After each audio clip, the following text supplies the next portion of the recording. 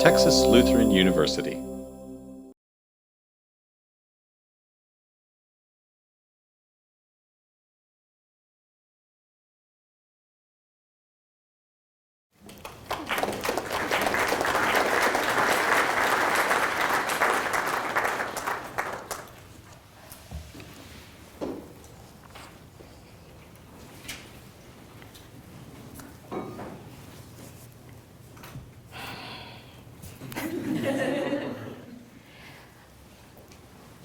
So I speak Hausa fairly, but I can't call Kaduna home, though it is the state of my birth. See, Nigerian law dictates that my state of origin is not the state of my birth, but the state of my paternity, Edo, with blatant disregard for the state of my maternity, Benue. I find this inadequate. My genealogy is an equal combination of my dual parental history. I speak English fluently. It's the language I read, write, dream, think, and best express myself in, though I do speak it with a strange blend of accents, from the beloved land of my birth and the land of the free, where I got a first-class education, first apartment, first car, a lot of firsts. But most importantly, America is where I found my voice. But do I call the home of the brave my home? Not quite, because my passport is green. So where is home?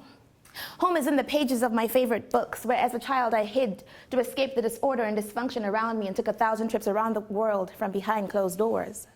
Home is in the arms of the woman who birthed me, provided for me, nursed me, protected me, ignored her pain to comfort mine, my mom who was and still is my #1 fan.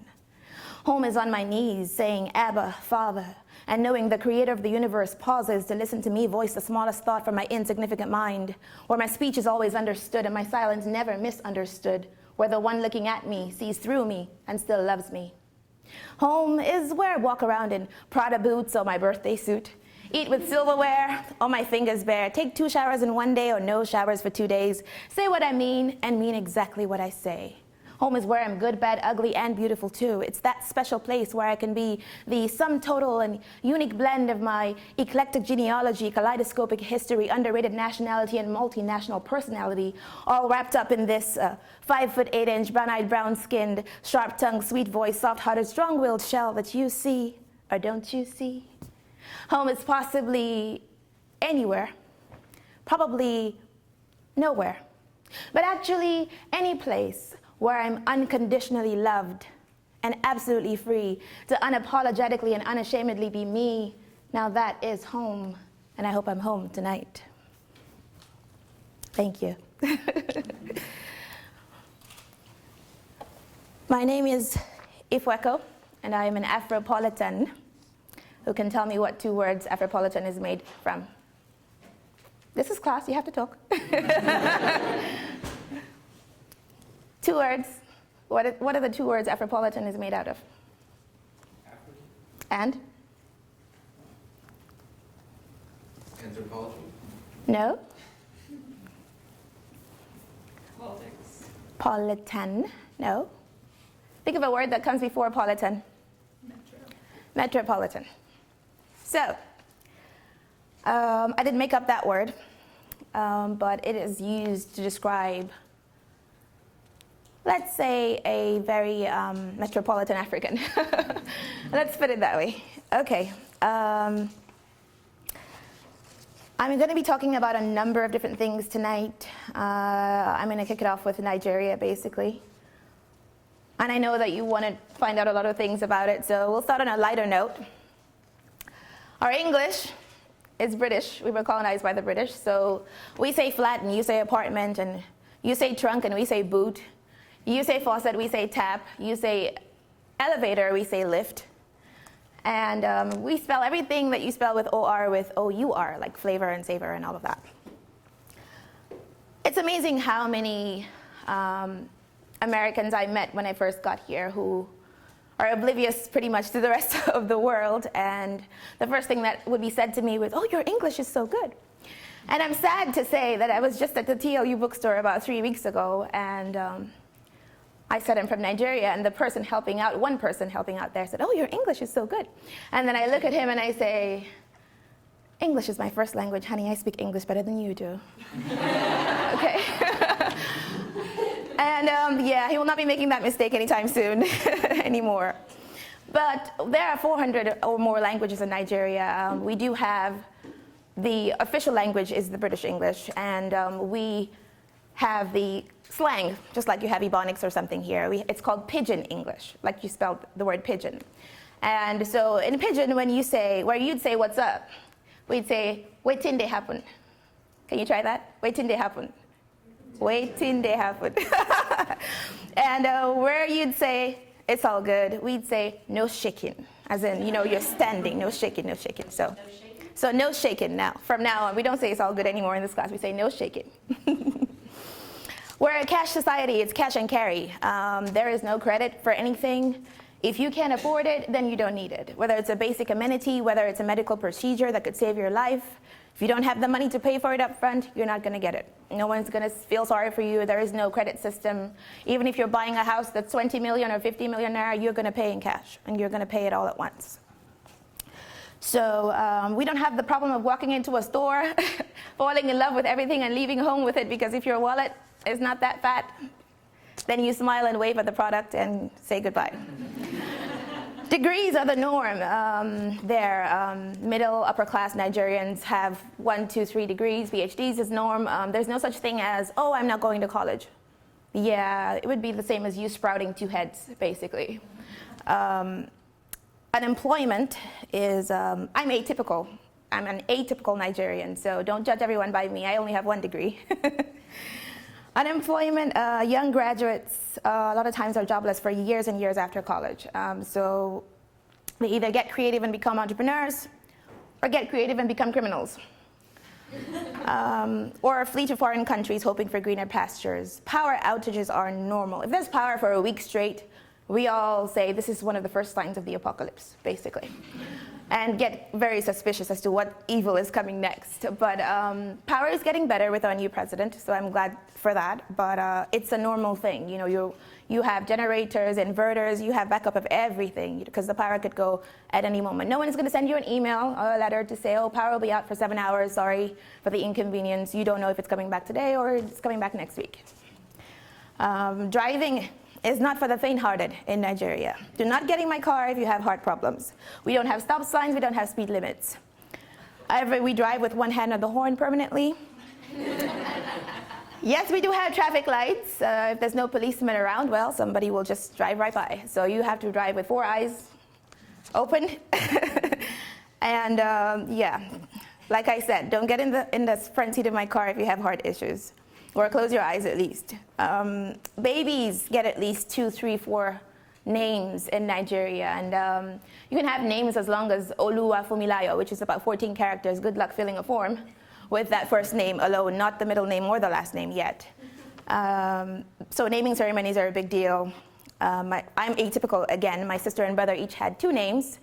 But when it got down to me, I guess they ran out because I was born and given only 1 name. And that is Ifueko. When I wised up basically and made up my own names later, as Judy will tell you, Fex is one of them. So Fex is my adopted middle name because it was made up when I was about 8 to make up for my lack of names. Rules can always be broken, good or bad, in good ways or in bad ways. Literally, you can, it's not surprising to see a policeman really wave over a tinted car.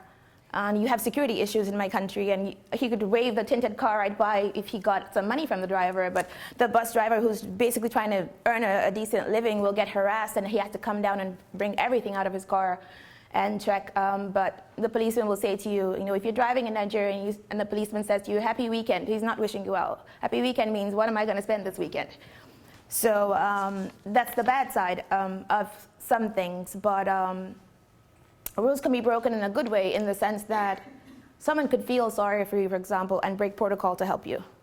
Or Nigerian people are very warm. You can knock on your neighbor's door if you're in trouble. We don't have a gun culture as such.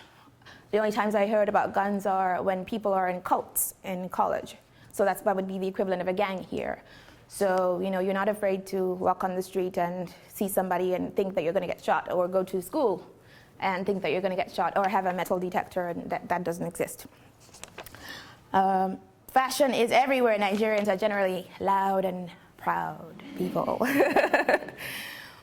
Intellect, I still say we are second to none. I beg anyone to defer here, but Nigerian people are very intelligent. Whenever we've come here to college, I think my record and the record of my fellow Nigerian who was here when I was here would say we both graduated summa cum laude. I think Michelle Obama made a note or a speech about 4 Nigerians who had the best top score at a university here. It's not uncommon. Someone graduated 3.98 GPA from Harvard. He was Nigerian. I also had that GPA. He made the news. I didn't. Oh, well. I thought I had that GPA. Why am I not in the news? But yes, very intellectually astute people in general that I would have to give us props for. Faith in God is widely professed. Whether you're Muslim, Christian, everybody believes in God. One way or another, you're not really going to see someone who says, I'm an atheist and as a Nigerian. Very rarely, I'm sure they exist, but you don't really meet them in general conversations. Even by the people who have given Nigeria a bad name abroad, still believe in God. A criminal who's going to rob somebody will still pray before he goes and hopes that his job gets blessed that night. But yes, everyone believes in God. Which hurts me as someone who is very strong in faith and actually has every reason to believe in God. But on a more serious note, I mean, I have sort of a bittersweet relationship with my nation as much as I am so proud of our rich culture and our heritage, our intellect, our lands, and so forth, and have written so many poems about that. It's bittersweet, and I think on this particular trip I realized just how much of a bad name that some Nigerians have given us out here. And you have extra precautions when you're in the airport carrying a green passport. I wish my passport would be any color but green at the airport.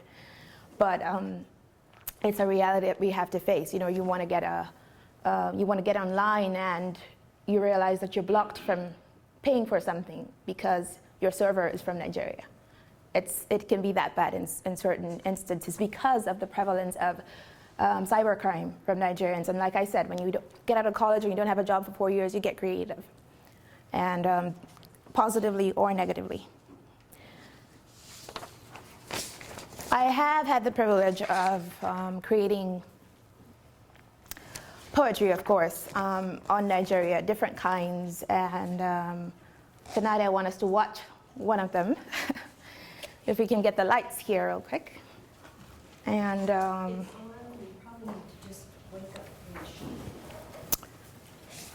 okay, while you're doing that,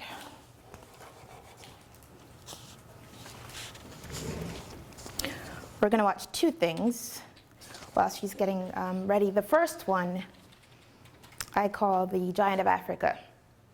I had the privilege of performing that at the World Economic Forum. Has anyone heard about the World Economic Forum at all? It's usually opens up in January in Davos, which is, of course, part of Switzerland. And then throughout the year, they have different forums for Africa, for Latin America, things like that. So the World Economic Forum for Africa, Nigeria hosted for the first time in 2014. And yours truly was the opening act for the soiree for that, which we're just about to watch. Did everything go away? Yeah, it did. For some reason, it kicked us out. Okay, so let me just do that real quick. Commercial break.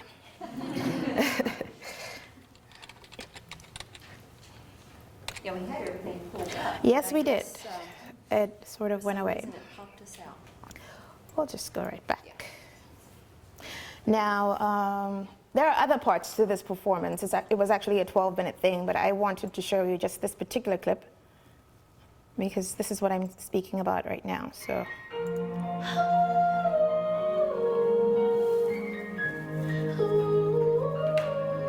Oops. Okay, might as well.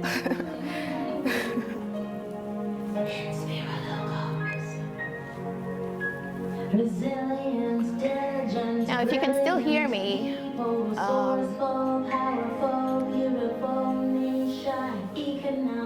there are 12 children because we have 6 geopolitical zones. and I brought 2 children from each zone. Sporting, dancing right now is someone from the southern zone, and then we have the north, the Hausa Fulani, which is one of the biggest tribes. This is the Igbo tribe dancing. This is the Yoruba tribe dancing, and the headpiece I'm wearing is actually the exact same thing that was on that little kid's hip. And this is the Tiv tribe.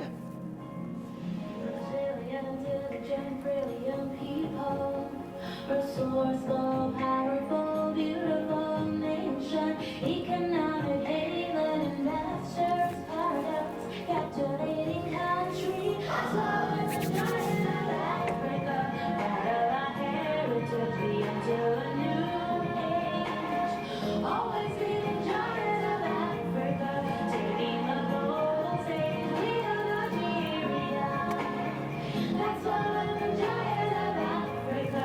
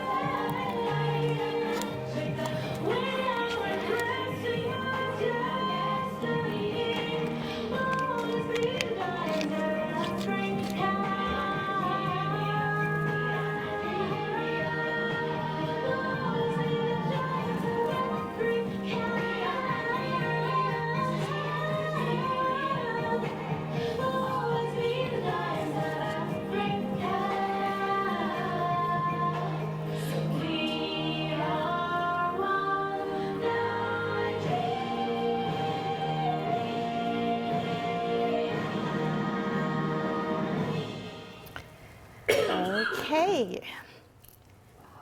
And well, thank you. Don't turn them on just yet.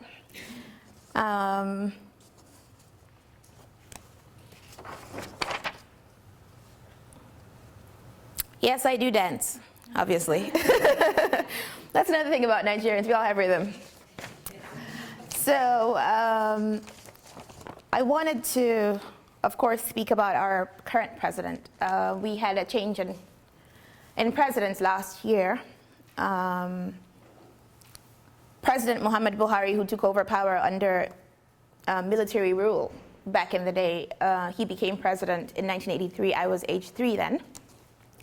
And he got elected. Now we're a democracy. He got elected as a democratic president last year and was inaugurated on the 29th of May. Now, I was not part of the performances for that inauguration, but in anticipation of the change agenda, because the whole country had been anticipating this, crying out for change with the way things don't work the way they should. And this is what everyone expected from him and still expects. But in anticipation of that, I made sort of an edit to an existing piece of mine called Nigeria Rise. I had written Nigeria Rise originally in 2010, sort of saying the positives and negatives of Nigeria, and I sort of made an update to it called the Nigeria Rise Change Has Begun, and I would like for you to watch that. And then we'll talk a little bit about what's happening now.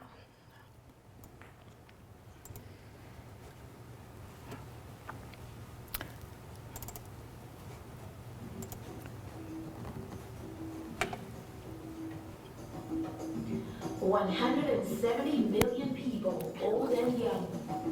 500 ethnic groups of numerous tribes and tongues. 54 years of independence from British rule. 36 states from Abia to Zamfara, with 36 capitals too. 3 major languages, Hausa, Igbo, Yoruba, actually 4 if you add Pidgin too. 2 national colors, the serene white shade and the vibrant green hue. 1 federal capital territory, Abuja. Sum all that up, and what you find? Nigeria, a nation that's one of a kind. There's no land like Nigeria wondrous to behold. Olumo, Assel, and Zumarocks, amazing, they never grow old. See the hills of Katampe, watch Gulara's waterfall. Several rivers, Niger, Benue, Sokoto, Kaduna, I cannot name them all. Tourists flock to see the Obudu Cattle Ranch and the Ankara Game Reserve. The Agungu and Ayo festivals, Abuja and Calabar carnivals all keep our heritage preserved. Behold industries, petrochemicals, agro-allied, textiles, tourism, and so much more, combined with vast resources to complete a solid infrastructure. A plethora of resources indeed, but the most important one, the Nigerian internet, surely second to none. Yay! Observe gifted ambassadors, international icons in every sphere, like Alhaji Aliko Dangote, an entrepreneurial giant, Agbani Dorego, a universal beauty, Omwatabajalade Ekenge, diva of the screen, Two-Faced Divya, ruling the musical scene, Blessing Okabari, record-breaking athlete, Chimamanda Adichie, all hail our literary queen. The list goes on and on and on. A truly blessed nation in every way. An enviable economy anytime, any day. I'm Lady Inspirologos, and I just have to say, I've been east and west, but Nigeria is best. The greatest nation on earth, within us that potential lies, but it is yet to be realized, and for that, Nigeria must arise. For far too long we've stayed in a fallen state, watching our strength and splendor slowly dissipate, exporting our necessities and importing the unnecessary, making others rich while sinking ourselves into poverty, our resources wasted, wealth plundered, security threatened, lives cheapened. We need an end to the sad state of affairs. We desperately need a change. Oh, for a new day at last to dawn. Oh, for a long-awaited change to come. Trapped in our past, we're losing our future. Nigeria, we must arise.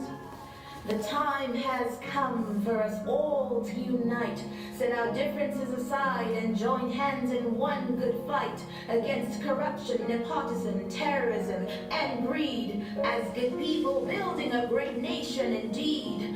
The world is waiting, anticipating the awakening of the giant of Africa. God has already blessed us, now the ball lies in our court. It's time to end the status quo and implement change. Time for a new day, at last to dawn. Time for a long-awaited change to come. Forgive the past and focus on the future. Nigeria, let us arise. Obey the call of destiny and arise from perchance. Let up your eyes. You can watch the rest of it on YouTube. But that was a salute to our national anthem because it begins with "Arise, O compatriots." So that was my way of saluting our national anthem by adding that to my composition. So this is basically the feeling of everyone that I tried to embody in that piece, to say we are longing to see a difference. And thus far, President Muhammad Buhari has ruled 8 months, and he has pretty much had a no-nonsense attitude. What with having a military background, for one. We had just come out of a presidency that was probably one of the most corrupt ones as far as looting of funds goes. When Muhammad Buhari took power, it was said that Nigeria is broke, which is impossible. We are one of the richest nations in the world, but it was said because literally people would walk out with government funds, send funds to Swiss accounts. It was the norm, basically. And we've seen a number of changes. I'm just going to enumerate a couple of them. The Economic and Financial Crimes Commission and also the Independent Corrupt Practices Commission have both now become very active. There's been a significant recovery of looted funds ongoing. Offices and houses of people who are known to have been suspected of corruption have been raided, have been checked, and funds have been got out. People have been arrested and invited for questioning of the supposed high and mighty. Now we have a very big man, in quote, society where the big men are the rule breakers. They don't have to wait for the traffic lights because they have sirens on their cars, and they don't have to. This is a mentality of, oh, we're up here and you're down there. And so the supposed high and mighty, who you would not normally question, basically, have been invited for questioning, including the former chairman and the publicity secretary of the main opposition party, which is the party of the former president, the PDP, it's called, the People's Democratic Party. Governors have also been brought in for questioning. There have been the arraignment in court of the hitherto untouchables, basically, including the former National Security Advisor, former chiefs of defense and air staff. There's now a complete non-interference with the judiciary, as evidenced by the landmark judgments with respect to the 2015 elections. Elections were rerun in some states. Senatorial victories in some states were annulled. There's a particular state named Anambra. As you heard in my poem, we have 36 states where all of the senatorial appointments were annulled. The Supreme Court now has sent the current Senate President back to the Code of Conduct Tribunal to answer false declaration of assets during his tenure when he was governor of one of the states called Kwara. And this was something he had previously challenged, being that I'm the Senate President, what are you going to do about it, basically? And things are being done. Quite a number of world leaders have received President Buhari in their countries, including your president, basically. People have attested to his integrity, accountability, and incorruptibility.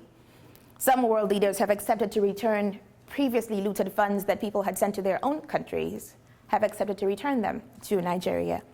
National organizations are now obligated to pay monies they generate into one government account. Now, previously, they would basically just spend what they wanted and send to the government whatever they thought was left over, I guess. But now they're obligated to pay monies into one account. The government will then be the one to determine what they will get to spend and send that to them. And these are the procedures that are helping with the recovery of the funds. The 2016 budget, basically, as presented by President Muhammad Buhari to the National Assembly, was over 6 trillion naira, out of which the government was anticipating that they would have to borrow about 2 trillion naira. And in a recent interview, President Buhari said due to the rate of the recovery of funds, he does not anticipate that they will need to borrow that money any longer. Now, it's certainly not all rosy, of course. There is devaluation of the naira. I was speaking with Dr. Hoffman before on the way here, saying that, for example, I last visited in 2014, and when I came then, it was about 100 naira to, no, 140 or 50 or so naira to get $1. Now, in my lifetime, when I was about 3, my mother is a world traveler. She traveled a lot, especially then. The naira and dollar were of equal value. It was 1 naira to $1. In fact, at some point, it was about 60 cents to 1 naira, which means the naira was stronger than the dollar. And in my same lifetime, last time I came, it was 100 and something. When I got here in about January 1st, it was about 270 naira to $1. And as of 3 days ago, because I'm flying back basically in 2 days, I had done some investigations to know what it would take. And as of 2 days ago, it's 309 naira to $1. So you can imagine the rate of the devaluation, and it is predicted that it's going to get worse. I do not know the reason for this. Perhaps it has to do with the expectations on petroleum. not being met. It was projected that we would be sold at about $38 a barrel. It's not being sold even up to $30 a barrel. We are an oil-producing nation. Oil has been really the main focus for every other presidency that we've had. But the government is now changing its focus from the oil sector to the non-oil sectors, particularly the agricultural sector, the solid minerals. And so we are hoping that this yields a more positive result. So, you know, it had been all about oil before, but we are blessed with so many resources, such a rich country with natural resources, and there are options. It doesn't have to be all about oil, basically. Terrorism as a whole, to speak about that, the Nigerian government is tackling terrorism across the country because I said we are 6 geopolitical zones. So we've got, you know, the north, northwest, east, central, and then you've got the south, east, west, and the south, south. In the south, south, which is also known as the Niger Delta region, that's the oil-rich lands, where there's been a lot of fighting about, you know, who owns the oil. The local people say it's our oil, and then it's just like, I think, Christopher Columbus and the Native Americans, basically. It's something like that. In that region, you're dealing with bunkering and illegal refining of petroleum products. The government has to deal with that, and dealing with also the pervasion of international sex trafficking is actually a challenge in that region, where people literally send their children, because the impoverished people would send their children abroad, literally to go and work as this and send money home. And that's something the government has to deal with. In the Southwest, there's pipeline vandalization, because people will literally, you know, break into pipelines to siphon the oil and go and make some money out of that. And ritual killings are ongoing because some people have some kinds of traditional faiths that make them believe that when you kill people, you know, you do a sacrifice and then you get money. And that is something the government has to deal with. In the Southeast, kidnappings are ongoing, and what is termed baby factories, where literally people are dragged off the street because they know they don't have food and they don't have anything. So when you offer them money and you offer them a house and you say all you have to do is get pregnant and birth this baby, and when you're done, you give the baby to who wants to buy it, the baby, and you can go, we'll take care of you. And this is what is called a baby factory in the lay term, basically. So you see a whole bunch of teenagers just living there. All of them are pregnant, ready to give birth to babies and get some money. And I honestly do not know who buys these babies. I believe some people are parents. Maybe they couldn't have a child. I don't understand why you would do that, but this is a reality that has to be faced there. In the north central region, cattle herdsmen and farmers are clashing over grazing lands. Now the north is more of the savanna and cattle rearing and grazing. It's also more Muslim populated than the south is, although the nation as a whole is sort of 50-50 balanced with Muslim and Christianity. But the geographical balance is not the same. In the north you have more Muslims, and in the south you have more Christians. Not that either one doesn't live in either area. But in the north central, you have this clashing going on with cattle herdsmen and farmers. And this past weekend, the governors of 2 of the north central states had a meeting about these issues that they are dealing with. In the northwest, the government is faced with cattle hustling, where people are literally stealing, you know, people's cattle, and this is all part of the challenges that have to be dealt with. And in the northeast is where our most famous terrorism is basically rooted, and you're talking about the Boko Haram violence. And of course, Boko Haram is the most famous terrorist group we have, or that operates in that region of mostly the northern part of Nigeria. Now, basically, I don't know for how long or how many years. I mean, I'm not a politician or a government expert, but I can say that as of now, the Boko Haram were literally in control of some local governments in the northeast. This is their territory. They have their flags flying and everything. And as of now, starting from a couple of years ago, slowly the military started driving them out. And right now, they are not in control of any lands that we know of. Their presence is there, yes, because they are still carrying out smaller scale terrorist activities like bombings of churches and mosques, but no national buildings or things like that. Churches, mosques, you know, markets, And they are using seemingly innocuous people, such as women, and people pretending to be insane or very sick. So you want to help this very sick person, and you help yourself to a suicide bomber, basically. And apparently there is an ongoing debate about whether or not the hijab, which is the Muslim covering, which we know when I do this, you can picture, is an ongoing debate as to whether it should be banned, because you can hide weapons under this hijab, and because you can't ask a woman to raise the hijab up. The reason she's covered in the first place is because it's part of her faith. You're not even supposed to see her hair, let alone for you to say, can I inspect your hijab kindly, please? So you can't do that. So there's a debate going on as to whether it should be banned altogether, but I do not think that in a country that is 50% Muslim, with a Muslim president, that debate will win in that favor at all. That's a personal opinion. As to some areas in the northeast devastated by Boko Haram activities, there are still refugee camps out there with several internally displaced persons. I mean, people are raising money, raising clothes. There are refugee camps there. And the government is working on reconstructing and renovating schools and other buildings that have been damaged by the bombings of the Boko Haram, in the hopes that the children who were hitherto left at home, because people did not go to school anymore when it wasn't safe to go to school anymore, they're hoping that they could return to schools. Now, I think last week or 2 weeks ago, the head of the Anglican Communion charged the government to say, ensure that you put military presence in these places before you send children back to school. And it is something that we all hope will be done, because nobody can forget the abduction of over 200 Chibok schoolgirls. Celebrities here even carry the Bring Back Our Girls sign.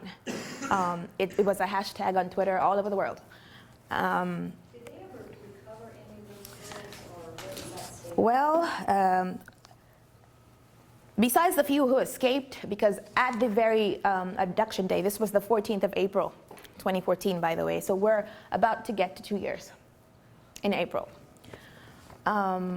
unbelievably.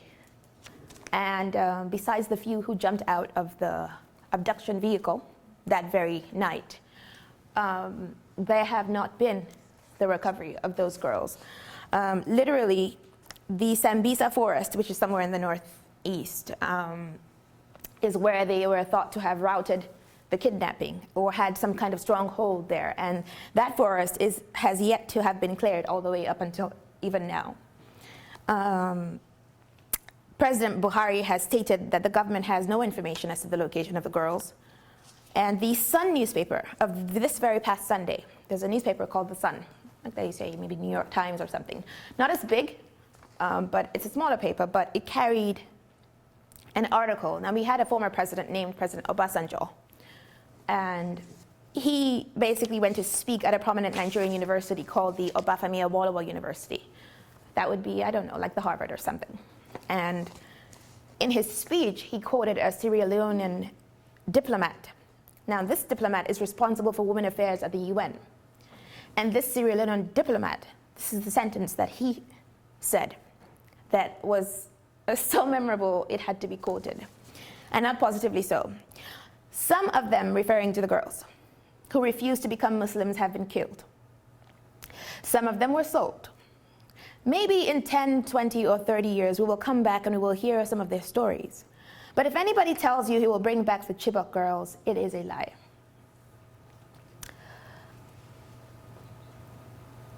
I cannot describe, let me say, the emotions when you hear something like this and know that, imagine if this was your sister or your cousin or your child.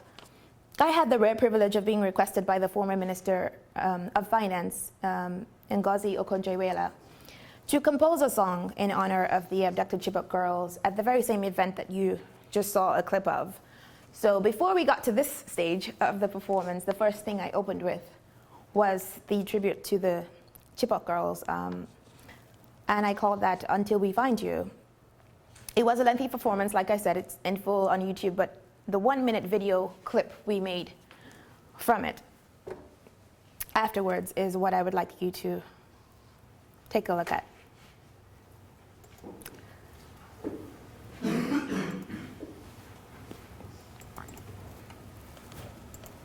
Oh, I'm sorry. I'm still, yeah, we've seen that. Okay, let me just get the, sorry, how do we?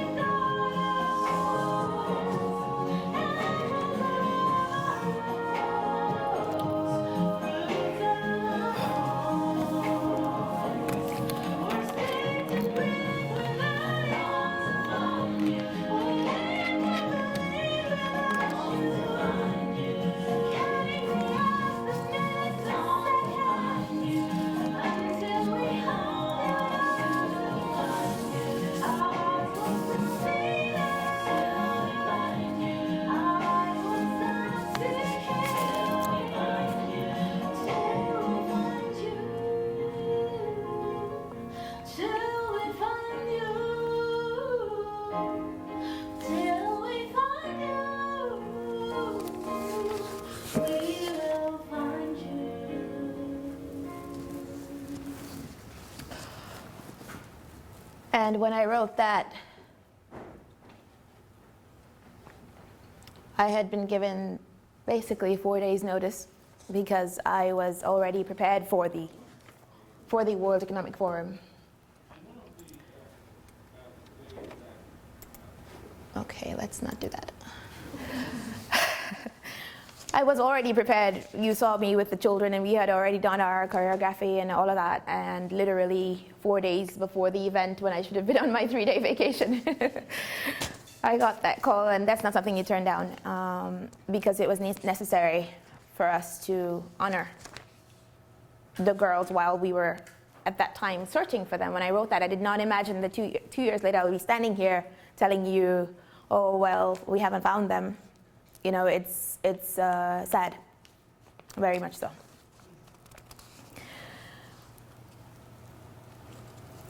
This is what you talk about when you speak of human rights and protecting them.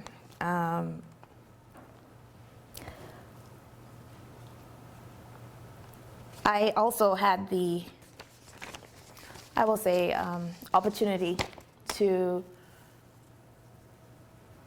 enter a competition, a national competition in Nigeria, as to where we were asked to, in 300 words, speak on what human right you think is the most important or the most necessary to protect, basically, in this country, in my country. And what I wrote is titled, "Let Everyone That Has Breath Live." And I basically wanted to speak on the right to life, liberty, and security of person.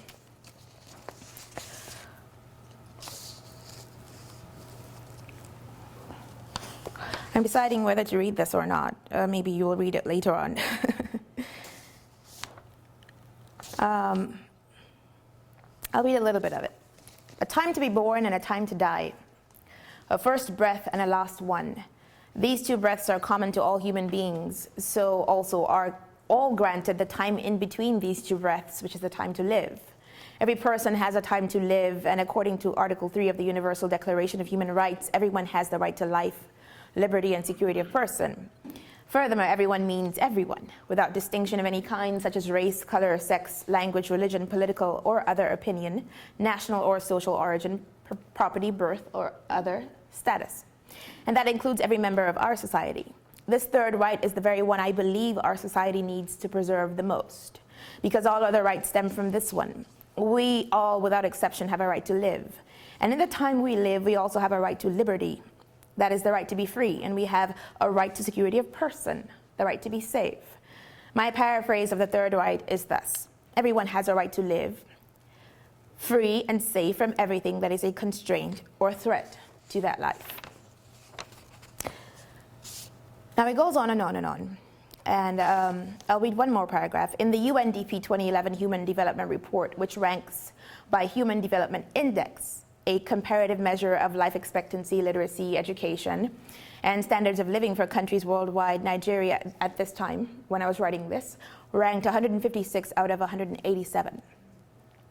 Our adult literacy rate is just 70%, when there are over 45 countries with a 99% adult literacy rate. Our life expectancy is age 47, a whopping 30% below world average. Based on these statistics, it is painfully evident that as Nigerians, our third right is at stake. Permit me to ask you a question in closing. What is life worth to you? Bearing the components of the third right in my mind, my estimation of the worth of life is as follows. Though I speak the most polished of grammar and dine at the table of kings, if I be wiser than professors, stronger than athletes, and smarter than geniuses, without safety, what I have would be painfully meaningless. Without liberty, what I have would be acutely insignificant. And without breath in my nostrils, all of it will be less than nothing. The great William Shakespeare wrote, "To be or not to be, that is the question." I beg to differ. For when it comes to life, the question is never to be or not to be. Actually, there is no question at all. Because every man, woman, boy, girl, and baby that breathes has the God-given, man-declared third right simply to be alive, free, and safe. This article basically won. It's called the Martin Luther King's Human Rights Competition, but they didn't pick just one winner, which is cool. We were 4 chosen from the whole country, and we were hosted and so forth. But I will let Dr. Hoffman, give you the full article. It's online as well. I want to also, at this point, speaking when you talk about significant people in our nation, and I mentioned Chimamanda Adichie, who I'm pretty sure, who has not heard about Chimamanda Adichie? Who has not heard about her? What's the danger of a single story?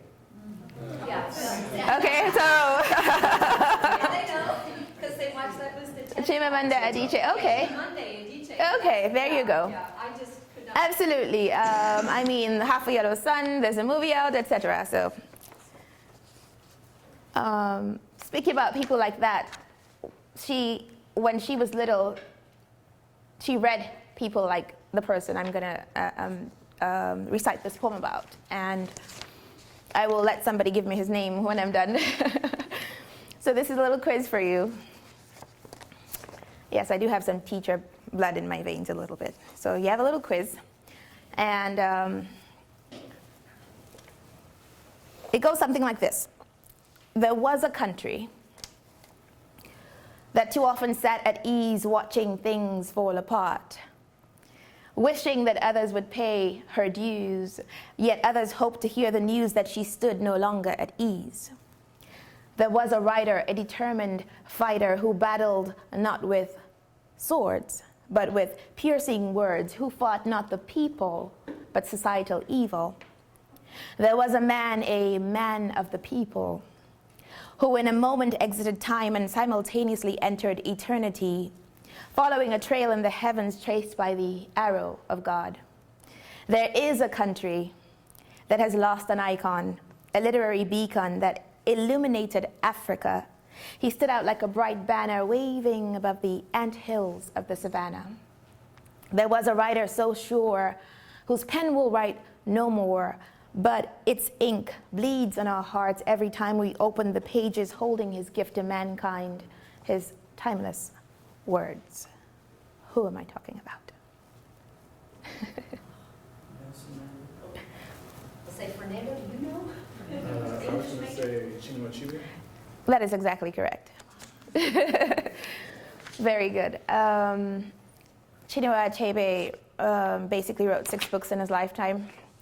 I know you can't see from here, but the gift of this poem, and once again, I was called 24 hours before to literally create it because he died. And we were having a national television tribute to him, and somebody remembered that I have this way of coming up with stuff. And said, oh, we need a poem about him, and I said, okay, I'll see what I can do. And I didn't know where to begin. I haven't exactly read all of his material. And so, yes, so, Fernando, have you read all his stuff? I've read like half of his works. well, you're better than me, but literally by the time I was done, it looked like I knew everything about him, because the beauty of this particular piece, for anyone who knows any of the titles of his books, is that all 6 books he wrote are in this poem as words. There was a country, things fall apart, no longer at ease, man of the people, arrow of God, and hills of the savannah. Every book title he made was woven into this this piece, and I really don't know how I did that overnight. Desperation. Yes, can be good. I'm sort of changing gears at this point, so if there are any questions so far, I could take maybe 1 or 2 before we switch to a different gear altogether. Otherwise, I'll just keep going.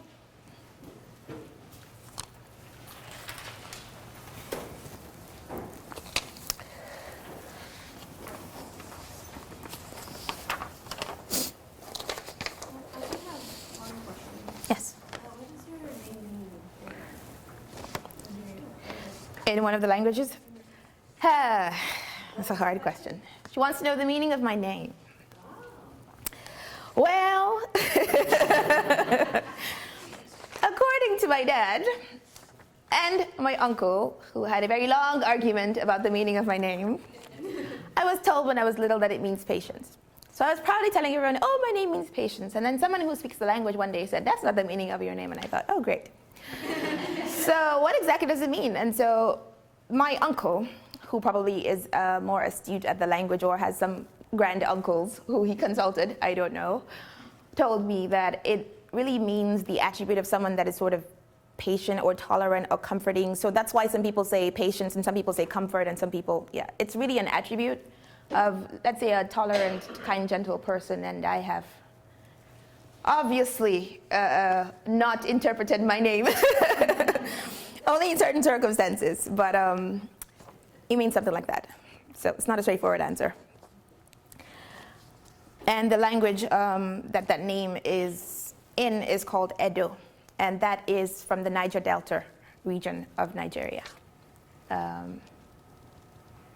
That's the same region that Miss Universe, Miss Agbani Darego, when Nigeria won Miss Universe, she comes from that region. So yeah, the people from there, you know, we don't look too bad. So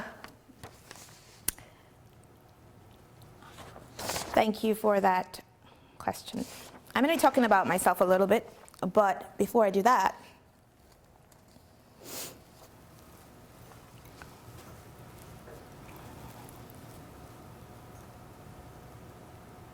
I'll share this with you and then you can tell me what I'm talking about. Another test. You passed the first one, so far so good. So I have 2 eyes, just like you do. So what if there's sometimes a yellowish hue? They see just as clearly. Water just as freely as yours. They open and shut just as quickly. Don't make fun of my yellow eyes. I'm not a lesser being. Do realize my cells may sickle and cause me pain, but the same red blood flows in my veins. Your limbs may be stronger, but mine are longer, making my reach farther and my embrace wider.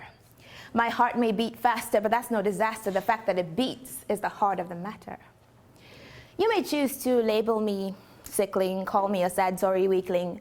A shame that would be, for it takes great strength to face daily battles that span life's length, to face a disease you'd rather deny, to choose to live when it sometimes seems easier to die. But to do all that and excel beyond the norm by constantly ranking top of the form is a feat that's worthy of great applause, not something to gloss over with nary a pause. To run a turbulent race with a smile on my face is nothing short of divine grace. If we traded places, you just might find a walk in my shoes can make life seem very unkind. So don't make fun of my yellow eyes. Gaze into them, and you'd be surprised at the beauty beneath the seeming flaws of my eyes, which are as priceless as yours.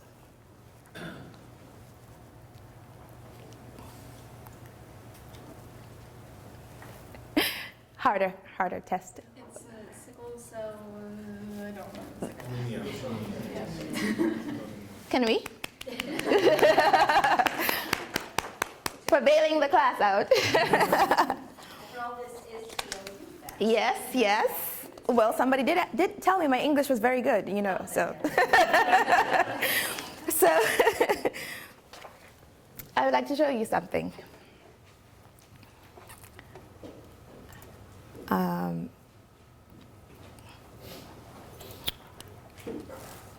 Let us go back. No, we're not going back there.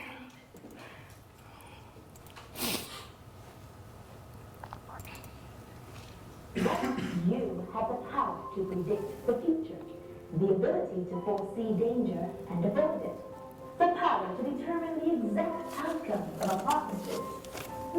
How much would you pay for that kind of power? Millions? Billions? How about just 1,000 naira? That, my friend, is the average cost of a genotype test. The test for the sickle cell gene. Do you know that globally, approximately 500,000 babies are born with sickle cell disease every year? Furthermore, an average of 50% of them will die before the age of 5. What a tragedy. Shockingly, out of the 500,000 yearly sickle cell disease births worldwide, an alarming 150,000 are born right here in Nigeria. Thus, Nigeria has the highest national sickle cell disease population worldwide. In other words, an average of 460 Nigerian babies are born every single day with this chronic, genetic, lifelong blood disorder called sickle cell disease. Fellow Nigerians, this painful cycle need not continue. Sickle cell disease is preventable. You and singles, you have the power to stop the sickle cell cycle. How? Simple. If your genotype is not AA, that is AS, AC, SS, or XC, then choose a life partner whose genotype is AA. As a sickle cell survivor, I assure you, when it comes to sickle cell disease, prevention is far better than cure. Don't you see? You do have the power to predict the future. It's the power of choice. Please, test your genotype today. Choose wisely and start the sickle cell cycle tomorrow. This message is brought to you by the SSCC Project.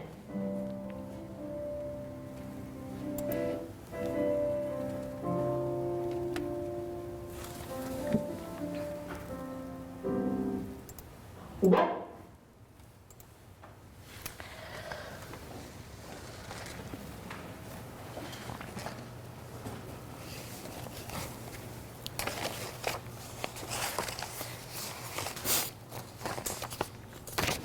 When I recorded this, it was, 2013. And I was getting ready to launch my foundation. And also the SSCC project, which is an acronym for Stop the Sickle Cell Cycle. I may not make 100% of sense over here, but the objective is that with the burden of sickle cell being that high, as you heard some of the numbers, in Nigeria we do have 30% of the world's population of sickle cell sufferers in Nigeria. And that's a huge, a huge amount. To me, I feel like as a nation we are very apathetic when it comes to screaming from the rooftops is how I would feel like we need to do, and have billboards everywhere saying, learning about how you can prevent this as a young person and your choices, just like you know your blood group, then you know your genotype and you know what to do when you're planning for procreation, basically. But the reason why the passion for this is there is because I was born with sickle cell disease. And my story, basically, is a very long one, which we do not have time to cover tonight, but there's a book, and you can get one and read. But I will read just a little excerpt from this to give you a little idea. I've been staring at the same spot on the ceiling for the last 3 hours. I can almost hear each hurried beat of my overworked heart. As I count each one, I'm just waiting.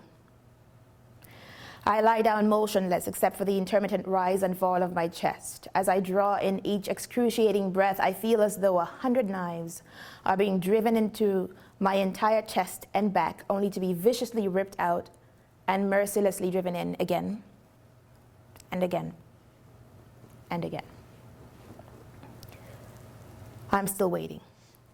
Slowly, I turn my head over and look over my right shoulder at my sister who's sitting nearby, and as much as I'm trying to be patient, Ifueko, I just have to ask her again. So I take another agonizing breath, and I say, trying not to gasp, I ask, is it time yet? And it feels as though my world is falling apart as she looks at me compassionately and hesitantly says, not yet, just 1 more hour. So it's back to waiting. I think to myself, 1 hour, it might as well be a lifetime. How many 100 times does a person inhale in 1 hour? That would be the exact number of incomprehensibly painful breaths I still have to take. Gosh, I hope those nurses bring some medication that actually works this time. That last morphine injection put me to sleep for barely 10 minutes before I reawakened into this world of pure, unadulterated pain. At last it happens. My sister says words that, at this moment, are sweet music to my ears. It's time. And here comes the nurse with my injection. It's another painfully slow struggle just to turn over so I can be injected, but it's worth it. The waiting is over for now. I begin to feel drowsy as the drug takes effect, and I slowly drift off to sleep. And I hope, against hope, that this time when I wake up, there'll be no need to count the seconds and no more waiting. I hope and pray that this time I'll awaken not despairing in a world of pain, but resting in a world of peace, free to breathe in and out and look forward to a new day.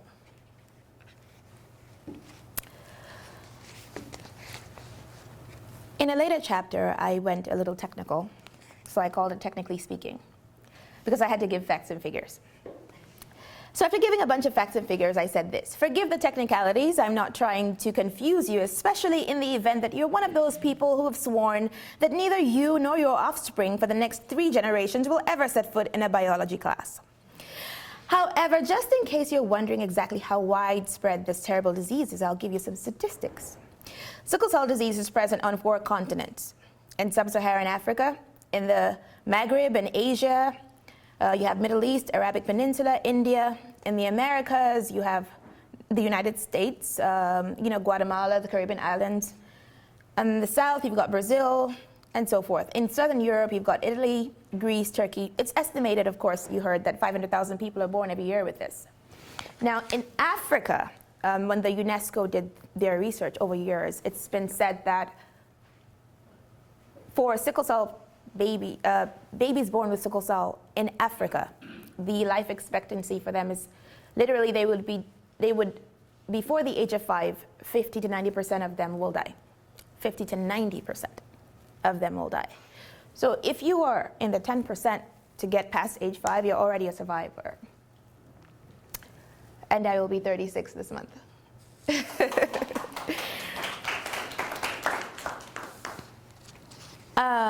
There are a lot of stories in here. Some of them are not so funny and some of them are. But I was someone who was blessed with humor to survive I will call it darkness, basically, of my life.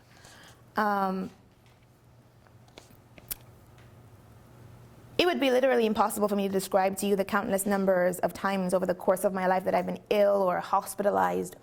I have been hospitalized on 4 continents.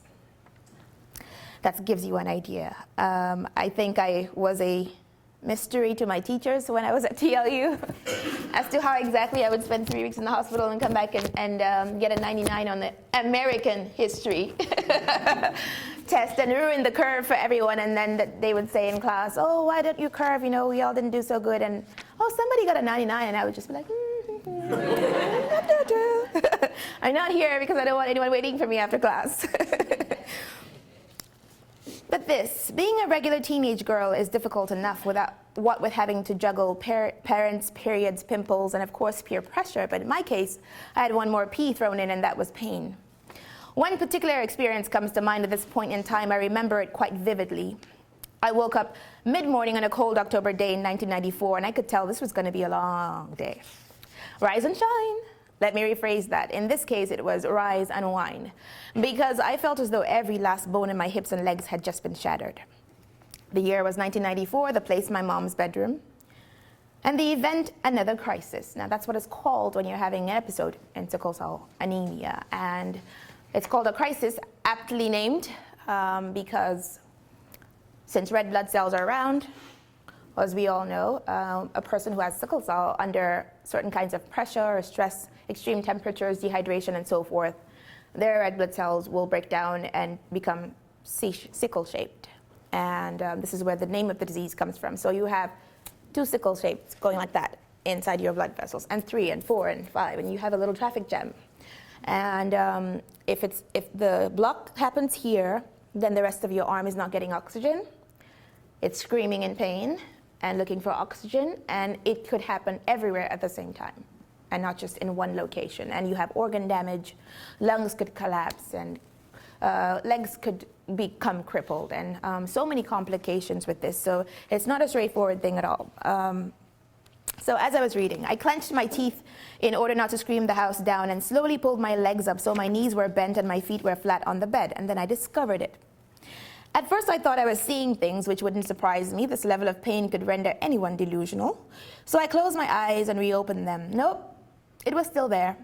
Unbelievable. So I yelled, "Mommy!" And immediately my mom came dashing into the room. I promptly informed her of the following. "Mommy, look, one leg has grown longer than the other." Now, at first, I'm quite certain she thought I was suffering from pain-induced dementia. Who could blame her? But indulgingly, she took a closer look, and after a thorough inspection, confirmed my suspicions. In fact, believe it or not, the femur, that's the thigh bone, in my left thigh had grown 1.5 inches longer than that of my right thigh overnight. Now, that is the damage that sickle cell can do. How long does it take for a bone to grow? 1 inch. And that happened overnight, 1.5 inches or so. At the time of this event, I didn't know that this was a normal occurrence in sickle cell. So it just looked like magic to me. Yesterday, I went to sleep with equal length legs. Today, I wake up and I see one leg longer than the other. Incredible. So what happened next? Of course, we're off to the hospital, where I'm promptly hooked up to drips, as intravenous fluids are popularly called in Nigeria, and also given very strong pain relievers. For 2 weeks, my legs felt like they belonged to someone or something else. And after the pain was gone, there was the process of learning to walk properly all over again.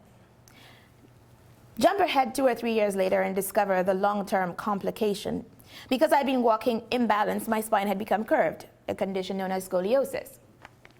I had right lumbar scoliosis, to be precise, and this caused severe pains in my spine and my hip joints. It was the whole 9 yards, medically speaking, traveling out of state with my mom to go see orthopedic specialists, waiting in lines of sick people, being poked, prodded, and otherwise examined while in pain, by the way. And the solution, I had to have 2 pairs of special, and might I say, very unattractive slippers made with the sole of the right foot about 1.5 inches thicker than that of the left, a shoe raise, which I wore for about a year, subsequently quit wearing, because I came to the conclusion that life is way too short to spend it walking around in ugly shoes.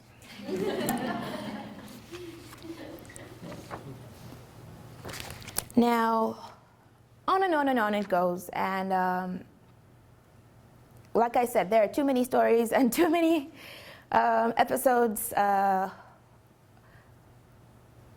health care in Nigeria does not favor anybody with any kind of chronic condition. Like I said, we pay cash for everything. So you don't want to get there in an emergency and not have, the funds to deposit before you get admitted in the first place.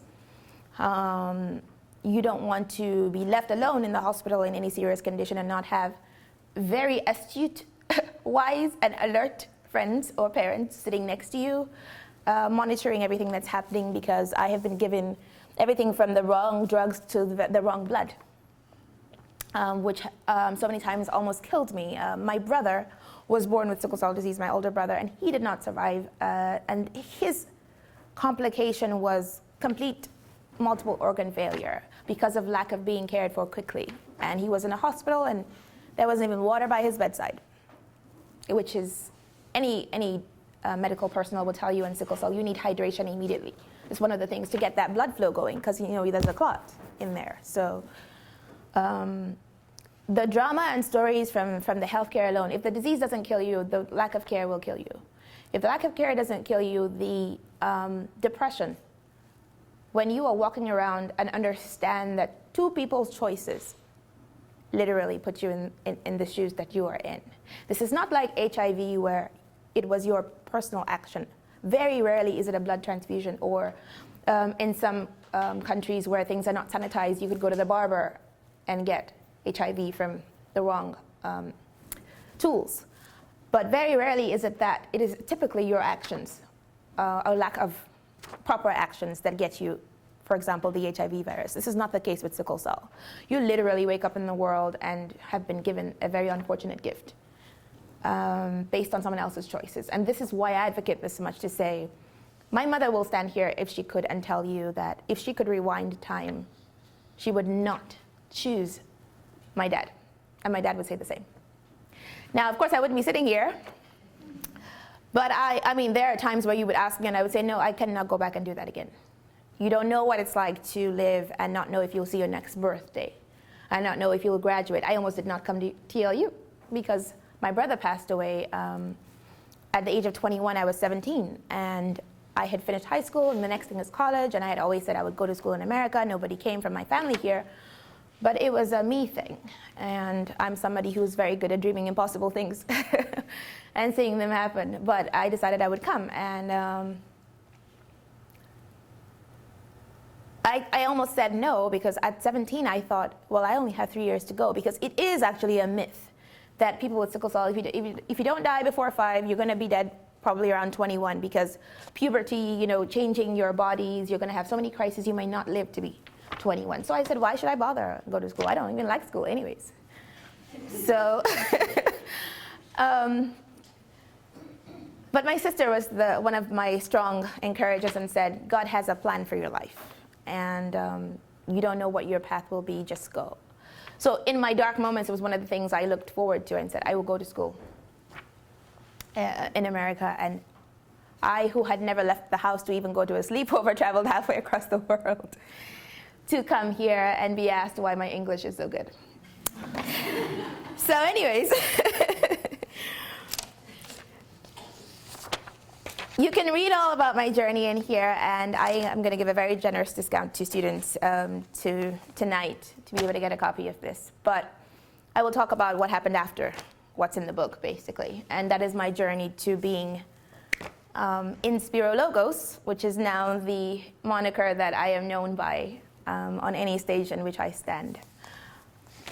Now, with all of my drama and my disabilities and limitations of my country as far as creative things go, it was an absolute blessing to have had the opportunity to come to TLU. I think it was an absolute privilege that I was given the Pacesetter Scholarship for Academic Excellence. I had never even heard of the SATs when I took them.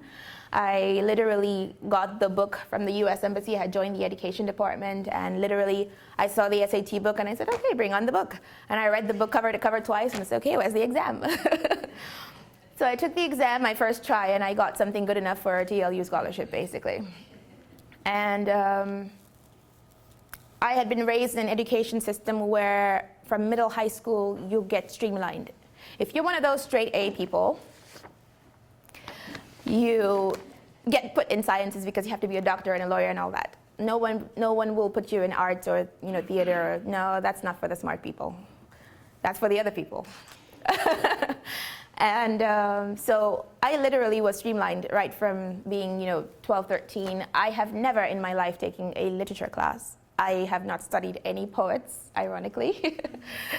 And that was just a natural gift. So I was the teacher's dream in Nigeria because I have a photographic memory, and it doesn't matter if the book is this thick, I will just memorize it, and when you ask anything out of it, I will just give you the book's answer right there. I don't have to disturb myself as to try and understand what the book said. I'm just gonna write the answer just the way you want it.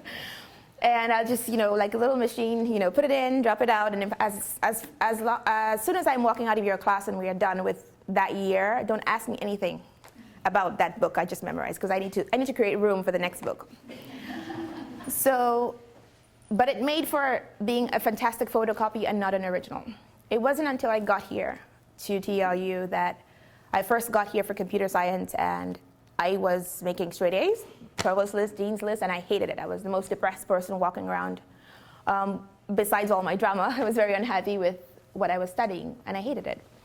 Making sense now that you know the kind of person I am as far as arts go, why I was very unhappy sitting in front of a computer for 7 and 8 hours, and one semicolon will give you 2,000 errors, and I wanted to shoot the computer screen.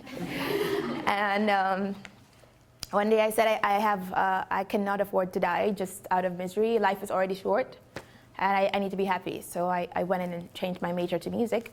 Dr. Hoffman was one of the key people, because that was the summer I spent with her, was my depressed summer, unfortunately. Oh, yes. And I would sit at that piano and plunk at it all day. Loved music, loved the piano, and I would sit around the coffee houses, and I wanted to be around the singing all the time.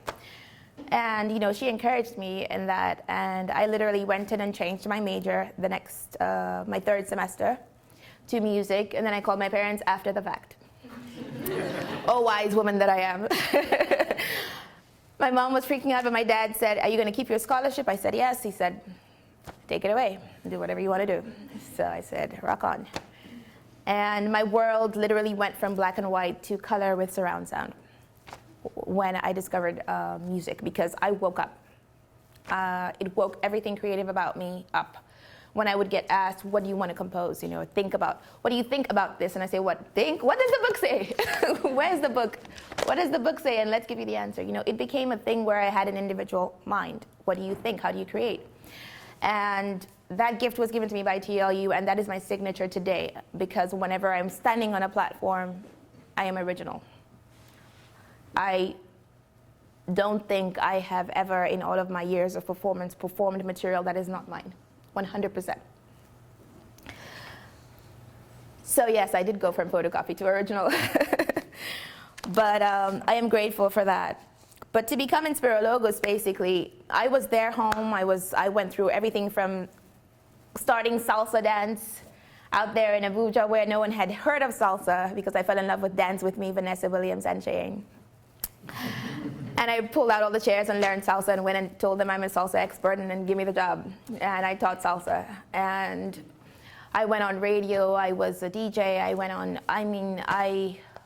I've literally professionally worked in almost every major artistic field, from modeling to acting to dance to music, to all of it. So my dilemma was I did not know which one to pursue. When you are blessed with many gifts, you tend to have this little problem where you don't know which one to focus on. You're being pulled in every direction, and I love them all. And so I sat down to analyze myself in 2009. One of the key things that happened to me to prompt this decision was I heard about something called a poetry slam. Now, need I remind you, I had not even opened no one taught me haiku and rhyme poem, and I didn't know jack about that. I just knew I had a thing with words, and that was it. So I heard about a poetry slam, and I said, "What is it?" And they said, "You write a poem, and then you come and recite it." I said, "That's all?" They said, "Yeah." I said, "Okay." So I prepared myself, thinking I was very prepared, and wrote this poem called Beneath My Lovely Mask. And you can find that online. But 2 days before the slam, I found out that it's something that has levels. So you have to pass the first round, and then the second and the third. And here I had my one poem.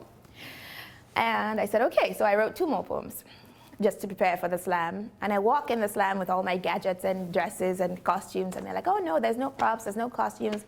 You can't have music, nothing." I said, "What?" They said, "Just your expression." I said, "Okay." So I sit in the back, and long story short, it's a competition with 10 guys and only 1 female.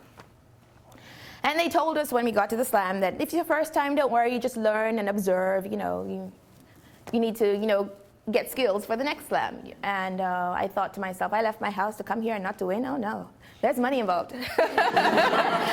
So it's on. And I performed the first round. Everyone loved the poem. I passed that round. I got to win. Second round, I had a comedic poem about a mosquito.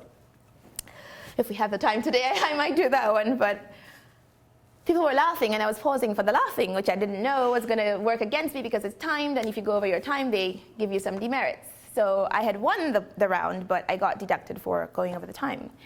So third round, this was me. No laughing, no blinking.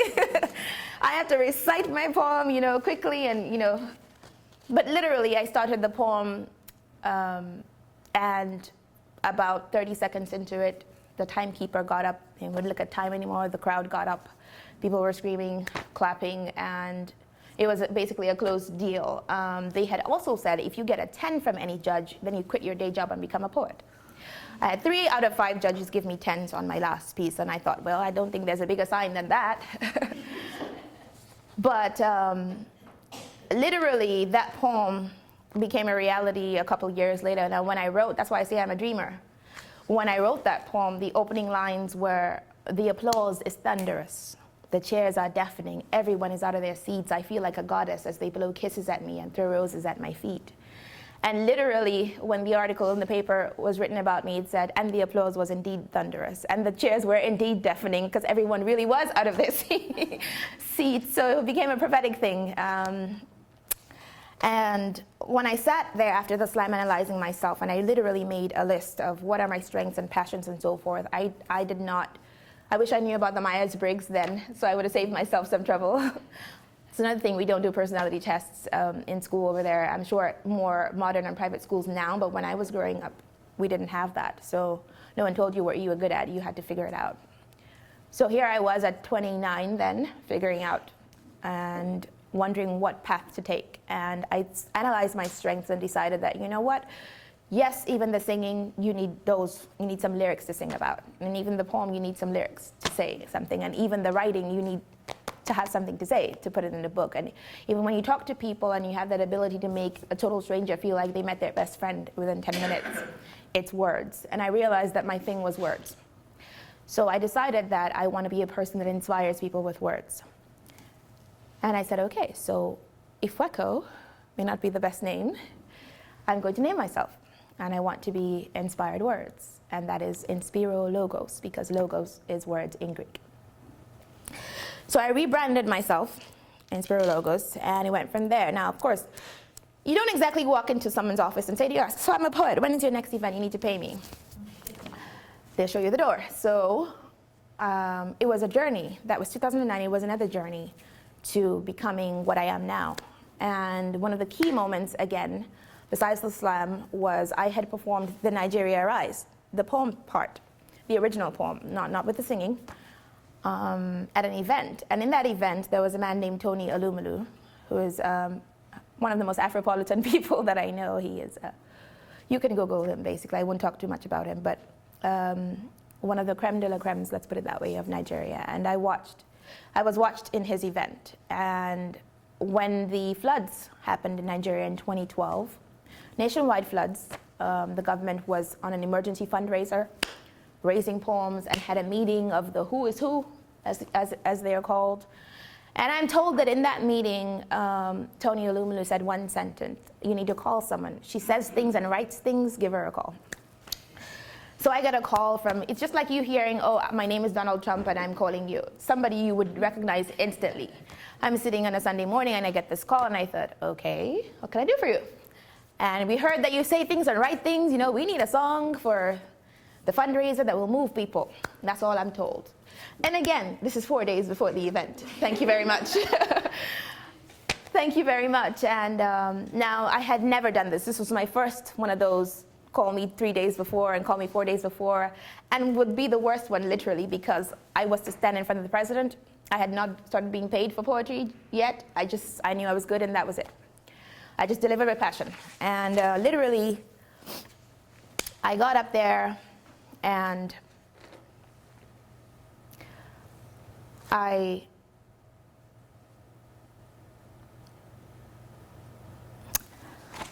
yeah.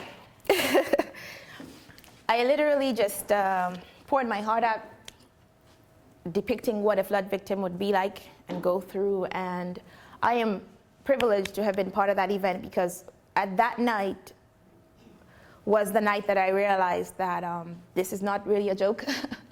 This is a gift, and to watch my president come up after my performance on live TV, give a speech, and thank me.